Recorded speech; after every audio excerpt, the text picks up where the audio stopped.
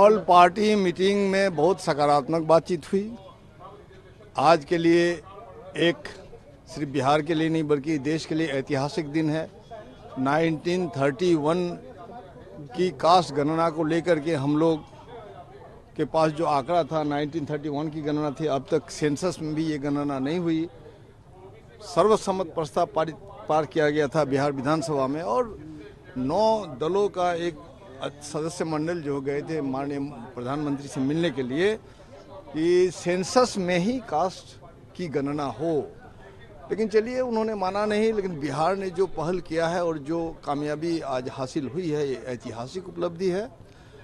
और बात हुई है, माननीय मुख्यमंत्री ने कहा कि जो भी कमी रह गई या विसंगतियां हैं आने वाला दिन में इसे दूर किया जाएगा। साथ साथ जातीय गणना के आधार पर जो सामाजिक उत्पीड़न, सामाजिक उपेक्षा, आर्थिक विषमता है, उन विषमताओं को दूर करने के लिए योजनाएं बनेगी और योजनाओं को तैयार किया जाएगा।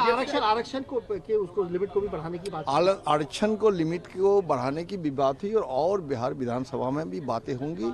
और माननीय मुख्यमंत्री ने कहा कि इसको और समृद्ध करने के लिए फिर तमाम दलों के लोगों को लेकर के, तमाम विधायकों को लेकर के राय मशवरा लिया जाएगा और जो सबकी सम्मति हुई वही किया जाएगा। जातियों को जो एक साथ कराया गया है, बीजेपी ने सवाल खड़े किए कि कई जातियों को बांट दिया गया है, कुछ जातियों को एक साथ रखा गया जिसके कारण उनका परसेंटेज ज्यादा दिखाया गया है। इसको लेकर भी क्या कोई बात अंदर हुई है सर? नहीं, इसको बात नहीं हुई है। मान ली कुछ जाति का कोड जो है 2 कर दिया गया तो उनको माननीय पूर्व मुख्यमंत्री ने कहा कि भुइयां और मुसहर जो जाति का 2 कोड किया गया उसे 1 कोड किया जाए, उसमें ज्यादा विसंगति नहीं है उनमें। सर बीजेपी ने भी कुछ कहा इस पर? बीजेपी के जो नेता आए थे विजय सिन्हा, उन लोगों ने क्या कुछ इस बैठक में कुछ डिसेंट? नहीं, बीजेपी ने कुछ नहीं कहा। बीजेपी भी, क्योंकि बीजेपी का भी तो सहमति थी ही और विधानसभा में बीजेपी का सहमति सर्वसम्मत प्रस्ताव था, तो बीजेपी का भी कहना है कि कहीं अगर विसंगतियां रह गई है, गिनती करने में कोई त्रुटि रह गई तो त्रुटि को सबने धन्यवाद दिया। एक बड़ा काम, एक ऐतिहासिक काम, एक तारीखी कदम